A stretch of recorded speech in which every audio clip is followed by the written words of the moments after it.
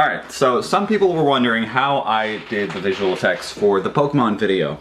So, we didn't really shoot any behind the scenes footage, but I figured I could just run you guys through the process real quick.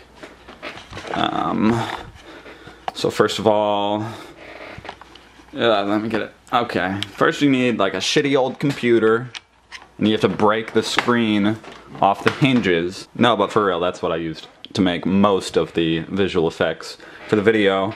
And I use this microphone I got on Amazon for like 20 bucks.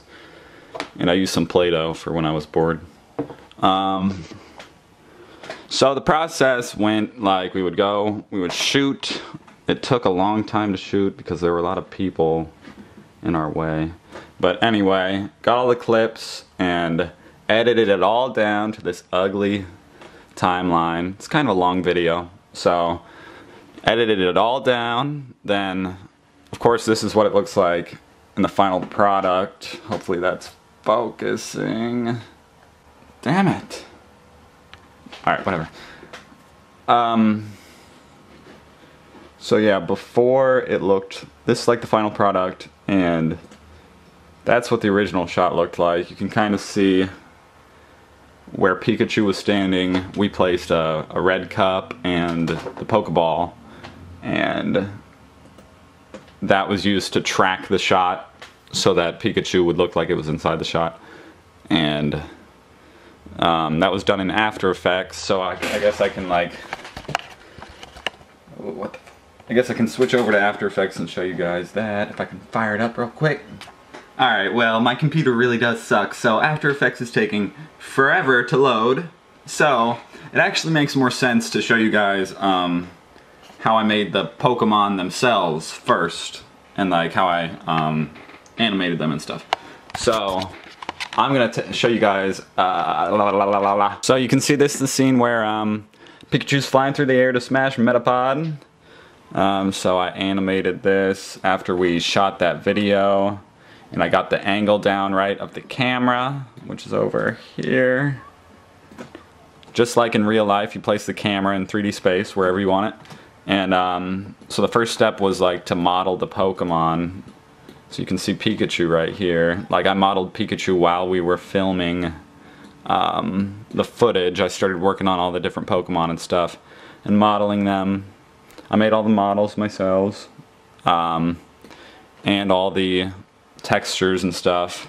If you don't know anything about like 3D modeling, then this doesn't really make sense. But then after you model them, you texture them so that they have faces and stuff. You don't see the faces right here because it's not rendered.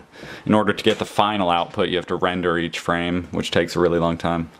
But then you rig them by adding these bones, and so that way you can like actually move the different parts of their body and use like keyframes to animate how they move, and do that for every animation. Then once all the animation is done and the camera angle's set up, and of course the lighting, very important is that the lighting matches. Like you can see, the shadows are really long in this shot, so I had to make the shadows of the Pokemon really long, so I use this light right here, like a 3D light, that's really low angled, just like the sun was in real life. And then once all that's set up and all the animation's done, I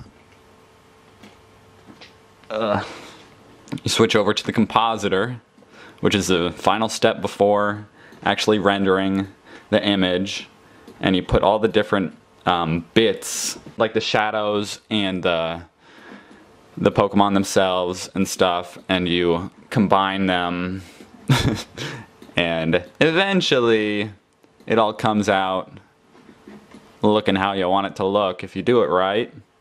I'll show you. I'm going to switch over to After Effects to show you guys what I did, what those images look like, and then what you do from there. Okay, here we are in After Effects. I'm sorry if all of that other stuff was like out of focus. It's kind of hard to do this stuff with one hand. So this is the shot we were just looking at, but it's after it's all been rendered and stuff. Here I'm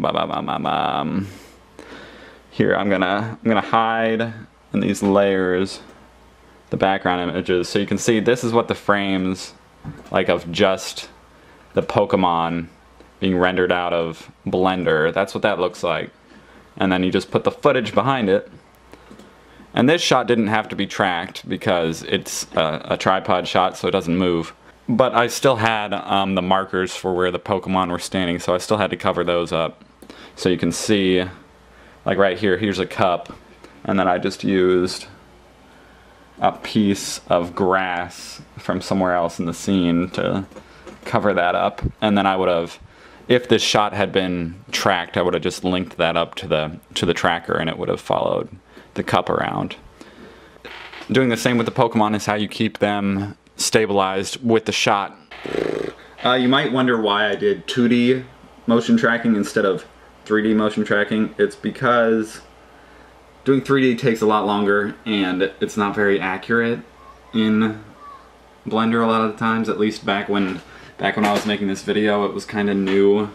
Like they had just updated it and it wasn't that accurate, so and it was a lot faster to do it in After Effects, just tracking the shots in 2D. So that's why you don't see the Pokemon really moving toward the camera or away from the camera very often, because when I did that all has to be done by hand. Like when Pikachu's flying toward the camera. So yeah, that's why I did 2D tracking instead of 3D.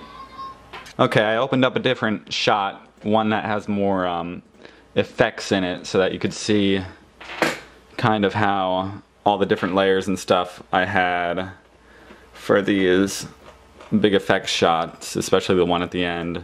Like this dust that gets blown out by Snorlax. That's just dust from Andrew Kramer's Action Essentials, #2 I think. That's just a dust element, and same with the fire. And then like at the end, when Electrode explodes, if it would load my shitty goddamn computer. Yeah, you can see right here, like this was all done just like some simple 2D animation using a white solid and then masking out the parts and animating the mask so that it would reveal these different like light beams, I guess is what they are. And alright, we're back in Sony Vegas. I have to try and finish this up really quick because the memory card is getting full. Okay. So pretty much you bring the effect shots back in, edit it all together, do the final like stuff. Yeah, do that, and then just sound effects and music and making sure all the sound blends together. Do all that. Sound effects, I did most of them with this microphone right here, using things like towels and just whatever I had lying around. Alright, well, that's pretty much how you make a Pokemon video, or at least that's how I did it. I'm actually editing this video that you're watching down right now, and it's pretty damn long. It's right there, back there. With this part added, it's probably going to be like 10 minutes, maybe 9. So yeah, thanks for watching. If you watched all the way to this part, if you want to subscribe to this channel, it's going to have more like, probably more behind the scenes clips and stuff. And maybe more how-tos and tutorial kind of things. Maybe just some updates and stuff about the channel, about our main channel, Ryan or Tyler. Guess that's about it. Leave me a comment telling me what you guys think about it. All 8 of you that got this far into the video.